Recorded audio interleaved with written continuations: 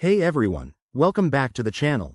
If you're diving into the world of crypto in 2025, you might be wondering how to transfer your XRP from KuCoin to Coinbase.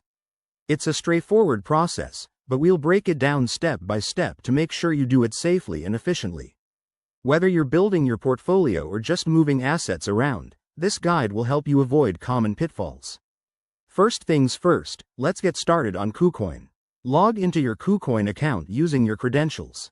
Once you're in, head over to the Assets or Wallet section and find your XRP balance.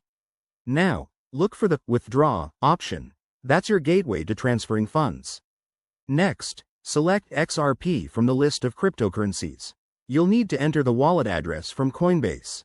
To get that, open your Coinbase app or website, go to your XRP wallet, and copy the address. Pro tip: double-check this address because one wrong character could send your XRP into the void. Enter the amount of XRP you want to transfer, making sure it's above any minimum withdrawal limits. These can change, so keep an eye on KuCoin's fees and requirements for 2025. Hit Confirm, and you'll likely need to verify this through email or two-factor authentication for security. Now, switch to Coinbase. Once the transfer is initiated, it might take a few minutes to an hour to show up, depending on network congestion. Check your Coinbase account under the Assets tab to see if your XRP has arrived. If it doesn't, don't panic. Just verify the transaction on the blockchain using an explorer like XRP Scan. A few important tips. Always use the correct network. For XRP, it's the XRP ledger, not Ethereum or anything else. Watch out for transaction fees. They can eat into your transfer, so transfer larger amounts if possible.